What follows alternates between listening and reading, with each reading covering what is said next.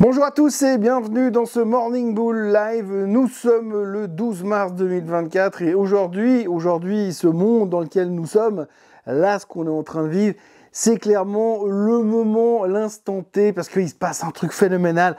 Aujourd'hui, on publie le CPI. Alors, c'est incroyable de la manière avec laquelle on s'obsède tout d'un coup sur le CPI. Il n'y a plus que ça. Alors, c'est assez rigolo. On va faire le point sur ce qui s'est passé ces derniers mois et ces dernières semaines sur le CPI.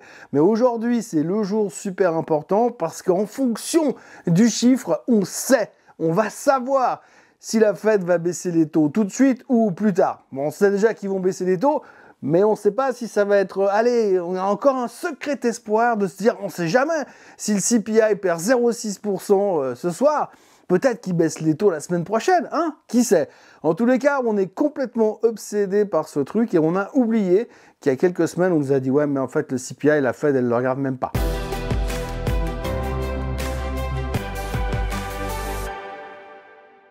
Donc oui, aujourd'hui, c'est le jour du CPI. Alors, si vous regardez un peu la séance d'hier, il s'est passé pas grand-chose, mais vraiment pas grand-chose.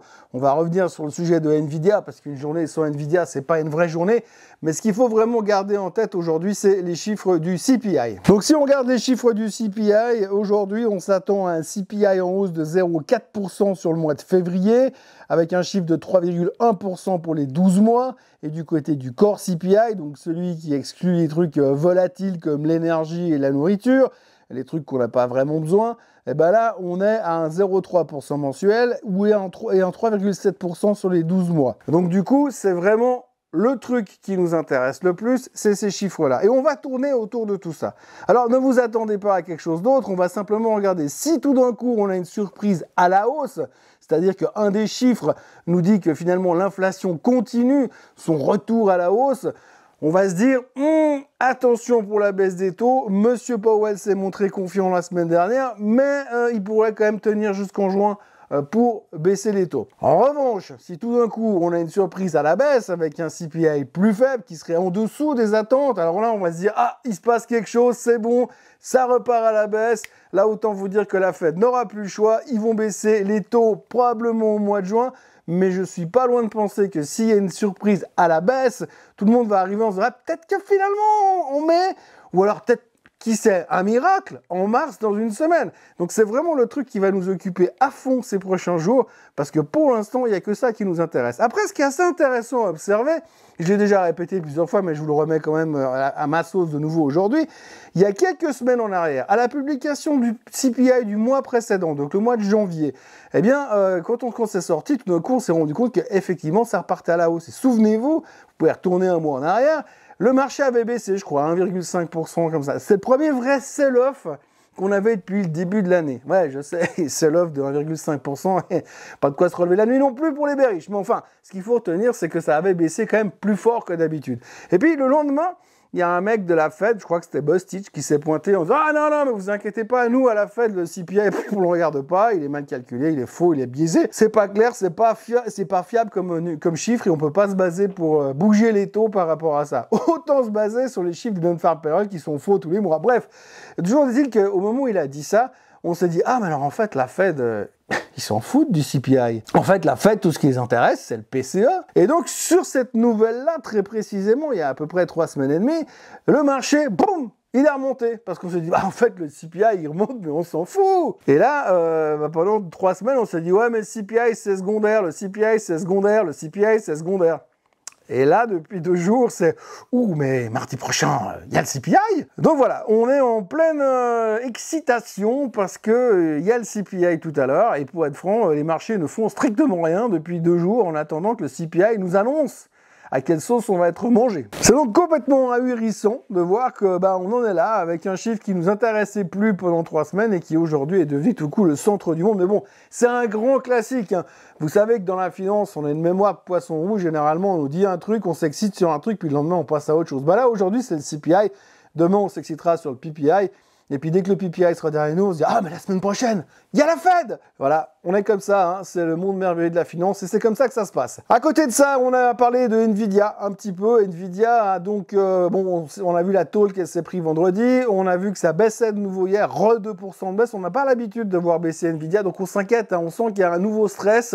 Il y a des articles qui apparaissent dans les journaux. Est-ce que Nvidia ne serait plus vraiment le chouchou des titres pour l'intelligence artificielle? Est-ce qu'il y en a d'autres qui arrivent derrière? Ouh, attention, il y en a même qui disent « Ah, regardez Google, c'est pas cher, c'est le meilleur play, bon marché pour jouer l'intelligence artificielle. » Bref, il y a tout ce que vous voulez un peu dans la nature, mais on sent qu'NVIDIA, il a perdu un tout petit peu de son shining.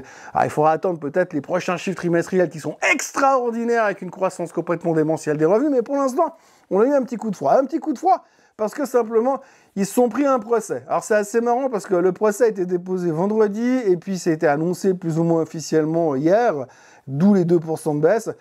Donc on les accuse d'avoir utilisé des œuvres non couvertes, enfin des œuvres couvertes par le copyright pour entraîner leur système d'intelligence artificielle.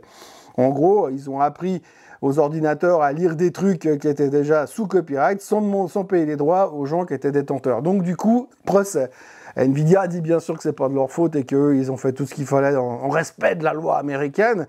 God bless America. Et du coup, finalement, le titre baissait de 2%. Mais on peut se demander s'il n'y en a pas qui étaient un petit peu au courant quand même, tout de suite dès qu'ils ont déposé le procès, l'attaque en justice vendredi dernier, ce qui pourrait expliquer cette violente correction qu'on a vécue vendredi dernier. Toujours est-il que du coup, on a un petit peu les doutes parce qu'on s'est rendu compte soudainement que Nvidia pouvait aussi baisser. Alors c'est vrai que si on regarde le chart, elle baisse, il y a des fois elle baisse, elle est beaucoup montée, mais c'est vrai que là depuis 2 semaines on n'avait plus trop l'habitude, hein, donc voilà. Là elle baissait de nouveau, et là on s'interroge, on se demande si est-ce que c'est toujours valable, est-ce que peut-être on est dans une bulle ou pas, enfin le grand classique. Toujours est-il que Nvidia a perdu 2% hier, mais qu'on se rassure, hein, ce matin les futurs sont déjà en hausse de 0,4%, donc on peut déjà dire que les petites baisses de marché qu'on a vécues hier et avant-hier, enfin vendredi plutôt, eh bien elles sont déjà quasiment effacées par le rebond du futur. Donc je pense que si on regarde ce qui s'est passé sur les autres titres qui ont eu des problèmes, comme Nvidia ces derniers temps, dans la même thématique, vu le rebond qu'il y a eu derrière,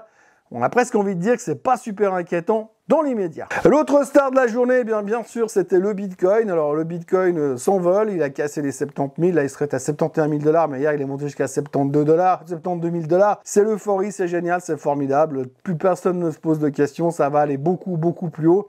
La question, c'est à quelle vitesse on va monter à 100 000. Il y a même Trump qui est venu dire que s'il était réélu président, de toute façon, il ne ferait rien au Bitcoin parce que c'est trop génial. Même lui s'y intéresse en tant qu'investissement, alors qu'il a quand même dit il y a quelques années que c'était juste une fraude. Il y a monsieur Bill Ackman qui était plus ou moins dans la même thématique il y a quelques années en arrière, qui va commencer à s'intéresser et à en acheter aussi. Et puis moi, j'arrête pas de recevoir des messages à droite à gauche de gens qui disent « Ouais, Thomas, tu penses qu'il faut acheter du Bitcoin ?» Alors j'en sais foutrement rien, c'est pas mon domaine d'expertise, alors je vais pas donner des avis là-dessus. Mais si vous le faites, diversifiez vos trucs, hein, parce que ça peut aller très vite dans les deux sens. On l'a vu comme Nvidia. Donc je ne porte pas de jugement là-dessus, mais enfin, il faut savoir, le Bitcoin continue de monter, et là, techniquement, on peut pas dire le contraire, ça peut aller très vite dans les deux sens, il suffit d'un petit peu d'engouement. Alors, il y a des rumeurs qui circulent comme quoi, sur les 75 000 $, il y aurait tellement de shorts que si ça casse les 75 000 $, il va y avoir un short covering complètement délirant, et que ça va monter directement à 100 000. Mais de toute façon, les 100 000, on y va. On va y aller. Après, on verra ce qui va se passer. Mais 100 000, on va y aller. Allez, soyons fous. Et puis, on va parler des chiffres d'Oracle. Hier soir, Oracle a publié ses chiffres after close. Alors, grosso modo, les chiffres étaient bons dans les attentes, mais plutôt coup-ci, coup-ça, pas extraordinaire. Et puis, c'était pas génial sur le fond et sur les chiffres bruts. Par contre, à l'intérieur de la communication, ils nous ont dit que la croissance du cloud, ça venait principalement de l'intelligence artificielle. Et alors là, à partir de là, le titre, tout d'un coup, les résultats, on s'en foutait pas mal, mais c'était juste l'avenir. Le titre a pris 14% after close, traitait 14% plus haut. Et si on se réfère à ce qu'on a vécu sur l'affaire Dell il y a 10 jours en arrière, quand Dell a dit que oui, après le PC, on va se recentrer sur l'intelligence artificielle, le titre a pris 35% dans la foulée. Donc on peut se dire que 15% de hausse sur cette annonce, c'est que dalle. Ça devrait monter encore de 15% de plus ce soir. Enfin, on verra, mais en tout cas, même s'il y a un petit ralentissement et un petit rafraîchissement sur la thématique Nvidia, on voit que la thématique intelligence artificielle, elle est toujours bien présente. On retiendra encore Boeing qui se prenait 3% dans la figure hier soir parce qu'il y a une enquête criminelle qui s'est ouverte sur la thématique de leurs problèmes d'avion, surtout sur la porte qui a été arrachée l'autre jour sur un vol d'Alaska Airlines. Mais entre deux, il y a eu pas mal d'autres soucis. Vous avez vu des avions qui perdent des roues, d'autres qui ont des instruments qui s'éteignent en plein vol. Enfin, il y a 2-3 doutes qui pèsent un peu sur Boeing. Et techniquement, le titre est en train de casser son canal haussier long terme à la baisse. C'est pas super rassurant dans l'immédiat. À surveiller quand même. On a l'impression que les casseroles sont pas complètement terminées chez Boeing et ça n'aide pas forcément la performance du titre. Et je terminerai avec les commentaires de monsieur Jeremy Grantham. Alors vous connaissez Jeremy Grantham, c'est un bear devant l'éternel. Jeremy Grantham est venu hier et il a parlé de l'intelligence artificielle en disant que c'était quelque part une bulle, qu'il y avait un risque de correction massif, qu'il fallait faire très attention. Rien de très original puisque beaucoup de gens sont en train de prévenir, attention c'est beaucoup monté, ça on connaît l'histoire. Mais par contre, il a dit une phrase à la fin qui m'a assez marqué ce matin. Donc, je vous la lis pour que ce soit vraiment très clair. Actuellement, les prix du marché reflètent un monde quasi parfait, une économie quasi parfaite. Pourtant, le monde d'aujourd'hui est particulièrement imparfait et dangereux. Donc voilà, je ne sais pas ce que vous en pensez, mais moi, c'est une phrase qui m'a fait réfléchir ce matin et qui représente assez bien ce que je pense. Effectivement que les marchés vont bien parce qu'on voit une économie qui va bien aux États-Unis. C'est pas le cas partout dans le monde. Peu importe comment on veut interpréter les chiffres, on se voile un peu la face. Et à côté de ça, effectivement, il y a plein de dangers autour, alors économiquement, mais aussi au niveau géopolitique, bien sûr.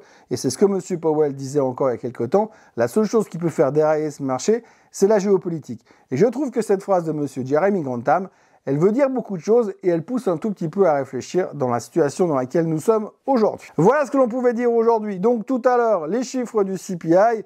Et ben, vous savez quoi, on va en reparler demain matin. Je pense que ça va être le sujet principal de la journée. Passez une excellente journée. N'oubliez pas de vous abonner à la chaîne Swissquote en français, de liker cette vidéo. Et n'oubliez pas de venir me voir demain matin si vous voulez une analyse spectrographique du CPI et comprendre ce qui s'est passé dans la tête des intervenants. Excellente journée et à demain. Bye bye.